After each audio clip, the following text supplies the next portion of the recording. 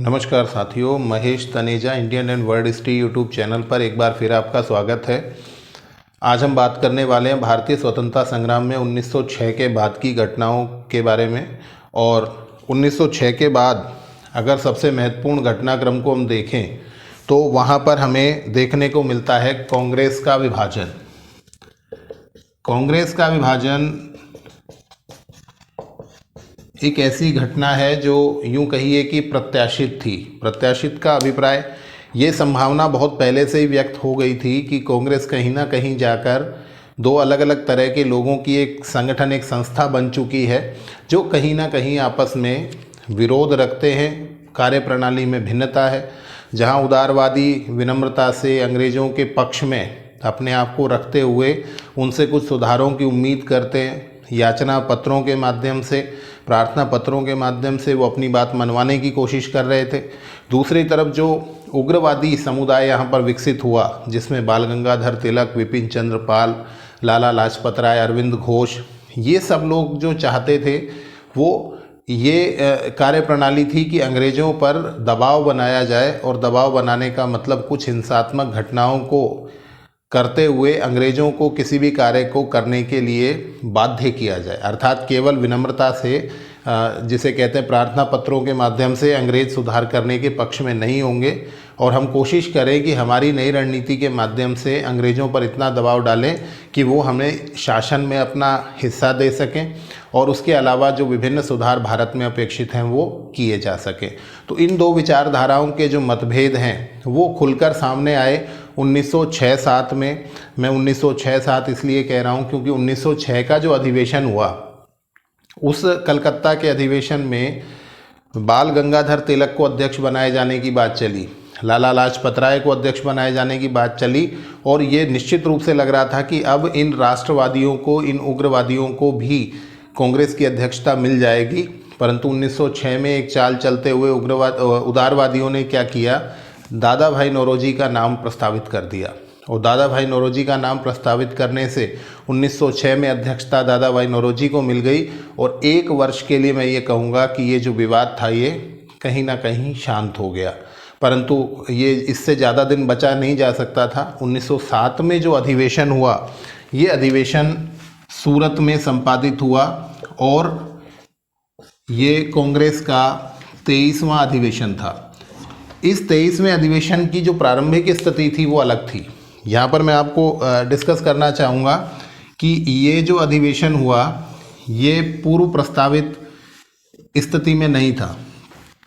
देखिए, आमतौर पर एक सिद्धांत सा बन गया था, एक परंपरा सी बन गई थी कि जो अध्यक्ष होता था, जिस राज्य में कांग्रेस का अधिवेशन होगा वहाँ का अध्यक्ष आमतौर पर नहीं बनाया जाता था। और यहाँ मैं आपको डिस्कस करूँ कि नागपुर में ये अधिवेशन प्रस्तावित था। नागपुर कहाँ है तो हम लोग जानते हैं अभी महाराष्ट्र में है नागपुर। तो इस नागपुर में अधिवेशन प्रस्तावित था। और नागपुर में यदि 1907 का अधिवेशन होता तो ये उदारवादियों के लिए अच्छी खबर नहीं थी, उदारवादियों के लिए ये बेहतर नहीं था।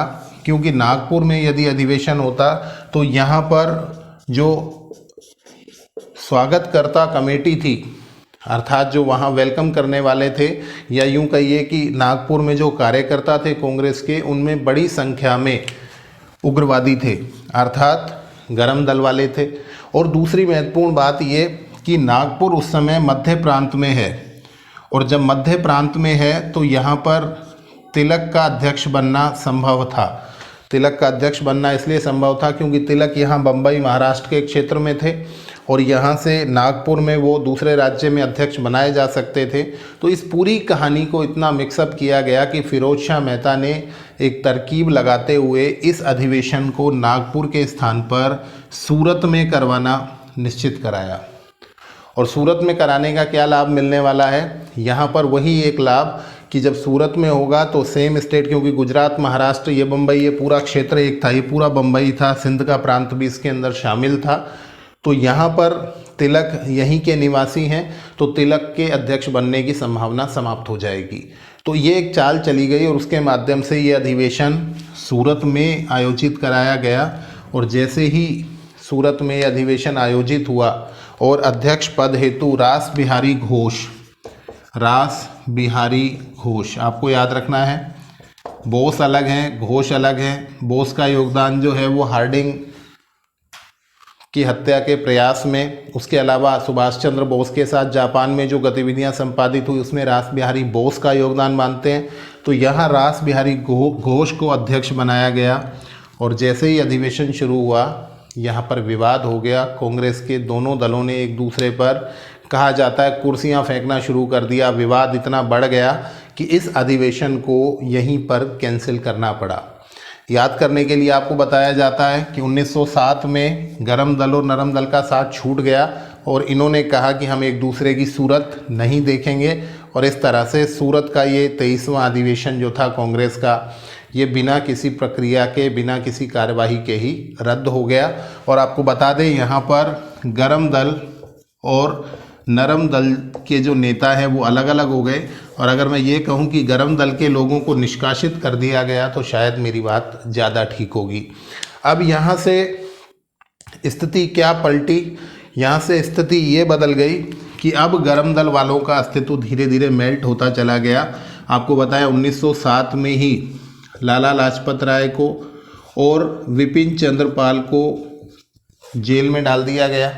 1908 में तिलक को राजद्रोह का मुकदमा लगाकर 6 साल के लिए मांडले में भेज दिया गया, मांडले जेल में भेज दिया गया। तो कुल मिलाकर यहाँ गरम दल का प्रभाव धीरे धीरे समाप्त होने लग गया।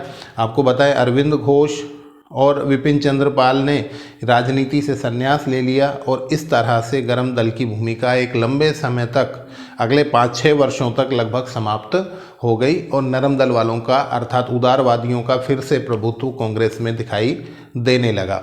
अब यहाँ पर आपको बता दें, इसको कंप्लीट कर लें कि यही अधिवेशन 1908 में फिर मद्रास में कंप्लीट कराया गया, जिसे भी कांग्रेस का 23वां अधिवेशन ही कहा जाता है और इसकी अध्यक्षता एक बार फिर रास बिहारी घोष ने ही की। ठीक है, तो इस तरह से कांग्रेस 2 दलों में, 2 भागों में विभाजित हो गई। कांग्रेस का प्रथम विभाजन ये माना जाता है। चलिए आगे बढ़ते हैं। आगे देखें कि भारतीय स्वतंत्रता संग्राम की जो स्थिति है उसमें इस विभाजन का क्या योगदान रहेगा।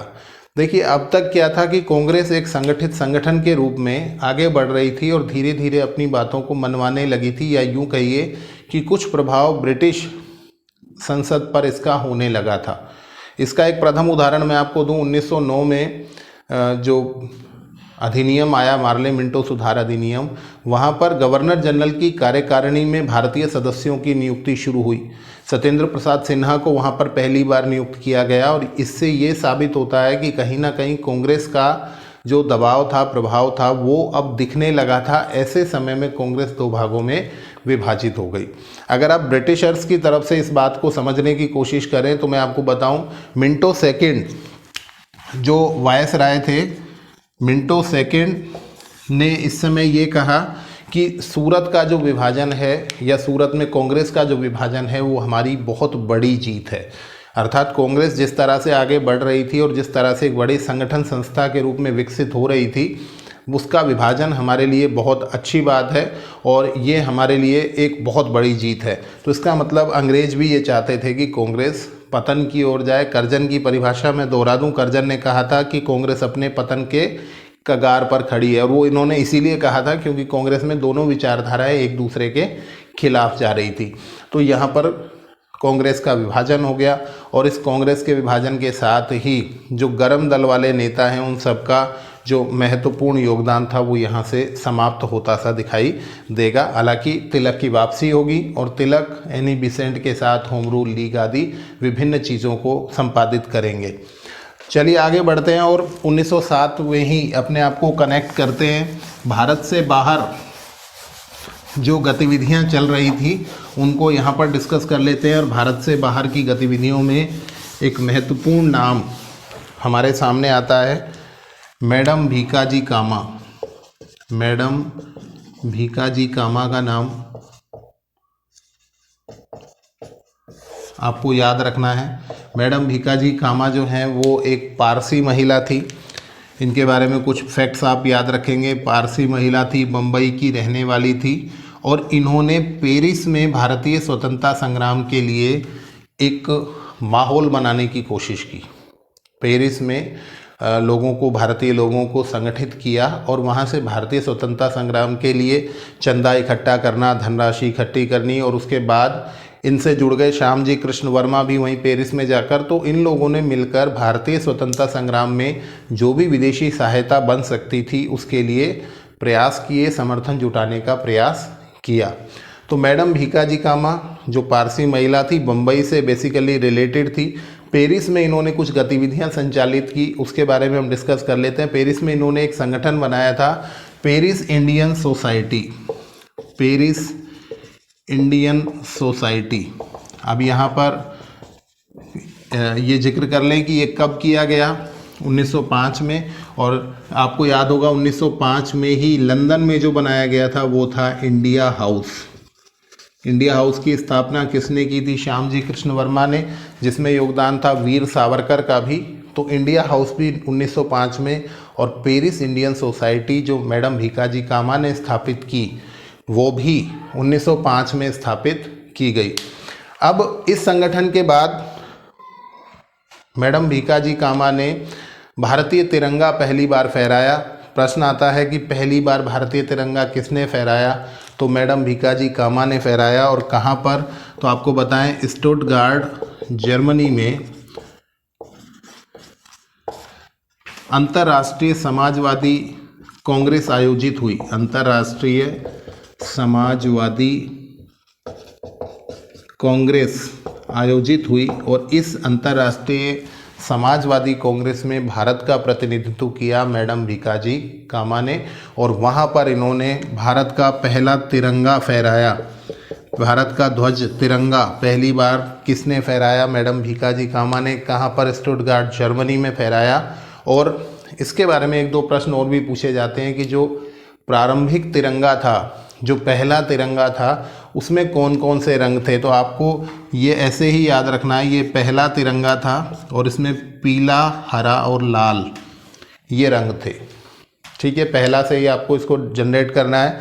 पीला, हरा और लाल ये तीन रंग थे। तो इस तिरंगे को फहराया मैडम भीकाजी कामा ने। और इसको डिज़ाइन किसने किया? इम्पोर्टेंट ये भी रहता है कि इसे डिज़ाइन किसने किया। तो आपको बताएं, डिज़ाइन करने का काम किया वीर सावरकर ने।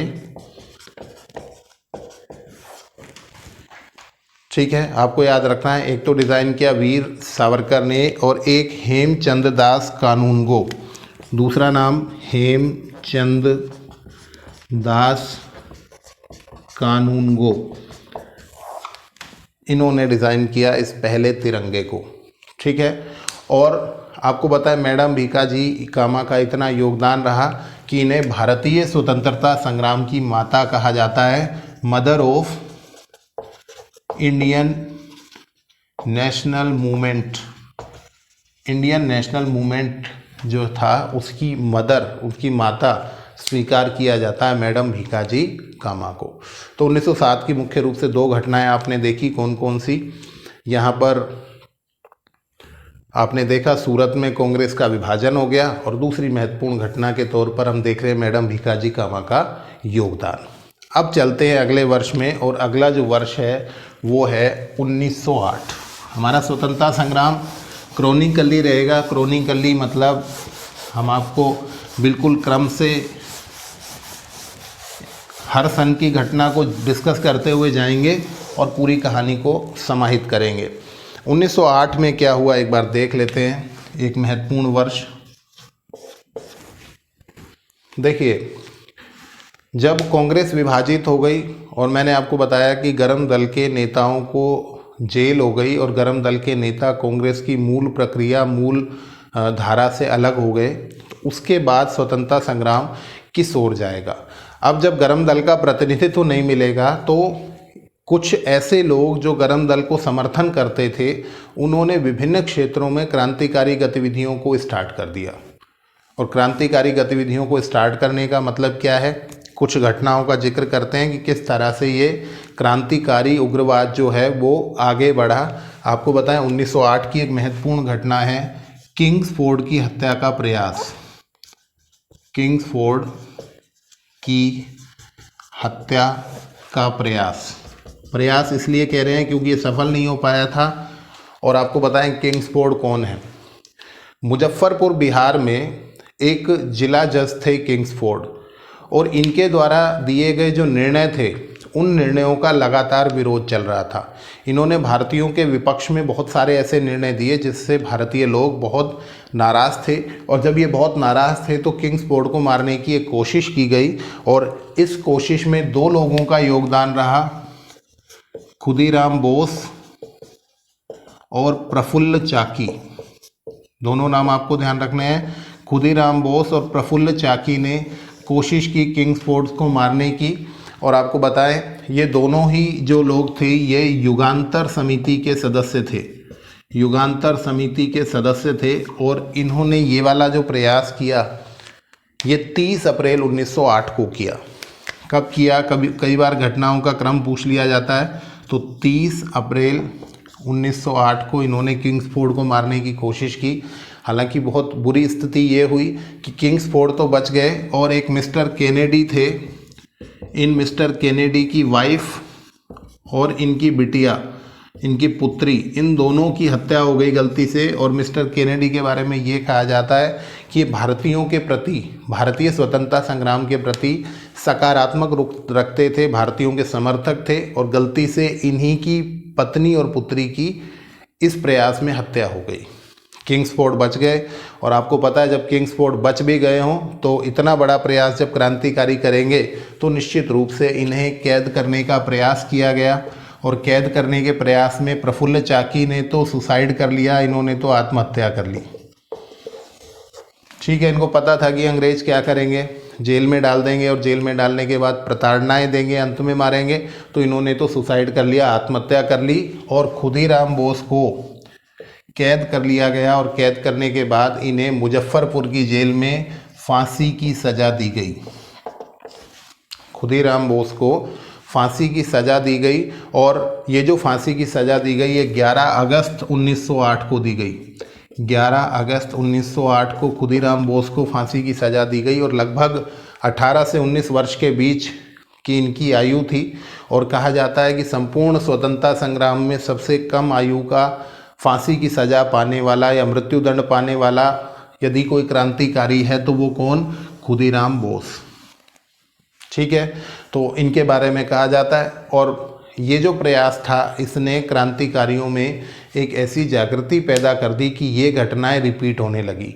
हम 1909 में देखते हैं कि जैक्सन की हत्या की गई, और जैक्सन की हत्या का प्रयास किया गया। उसके साथ ही कर्नल वायली की हत्या कर दी गई। तो इस तरह की घटनाएं फिर कंटिन्यू आपको कुछ वर्षों तक देखने को मिल जाती हैं। तो किंग्सफोर्ड की हत्या का प्रयास और इससे संबंधित फैक्ट्स आपको याद रखने हैं। कब की घटना है, 1908 की घटना है।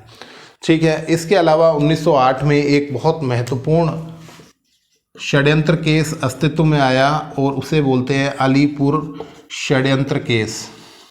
और अलीपुर षड्यंत्र केस क्या था, तो आपको बताएं क्रांतिकारी लगातार ये कोशिश कर रहे थे कि वो बहुत सारे हथियार इकट्ठा करें और अंग्रेज़ों के खिलाफ एक बड़ी क्रांति करें, या फिर अंग्रेज़ों को नुकसान पहुंचाने के लिए, उनकी हत्याएं करने के लिए हथियारों का उपयोग करें। और इस पूरी कहानी का भांडाफोड़ हो गया। और यहाँ पर आपको बता दें अलीपुर कलकत्ता में इस तरह के जो क्रांतिकारी प्रयास हैं उन पर छापा पड़ गया, और बहुत सारे क्रांतिकारियों को गिरफ्तार कर लिया गया। अब आपको ये ध्यान रखना है कि बहुत सारे क्रांतिकारी जब गिरफ्तार हुए तो उनमें मुख्य नाम कौन सा है, तो आपको बता दें यहाँ पर अरविंद घोष का नाम मुख्य रूप से आपको लेना होगा। अरविंद घोष यहाँ पर मुख्य रूप से इसमें शामिल थे, क्योंकि बंगाल के थे तो वहाँ की गतिविधियों में मुख्य रूप से ये शामिल दिखाई देते हैं। आपको ध्यान रखना है कि अलीपुर षड्यंत्र केस का, जैसा कि मैंने कहा कि एक सरकारी गवाह बन गया, तो वो कौन थे, नरेंद्र गोसाई। अब नरेंद्र गोसाई जो हैं वो गवाह बन गए, और नरेंद्र गोसाई जब गवाह बन गए और इन्हें भी जब कैद हुई थी तो सबके साथ हुई, इनकी हत्या कर दी गई। ये बहुत इम्पोर्टेंट रहता है कि इनकी हत्या कर दी गई सत्येंद्रनाथ के द्वारा और कन्हाई दत्त के द्वारा। इन लोगों ने क्या किया, सरकारी गवाह बने नरेंद्र गोसाई की हत्या कर दी और इसके बाद घटनाक्रम कुछ इस तरह का आया कि मुख्य आरोपियों को फांसी की सज़ा और ज़्यादातर को आजीवन कारावास दे दिया गया। यहाँ पर आपको बताना ज़रूरी होगा कि अरविंद घोष बच गए क्योंकि इनकी पैरवी की चितरंजन दास ने। ये एक इम्पोर्टेंट प्रश्न है।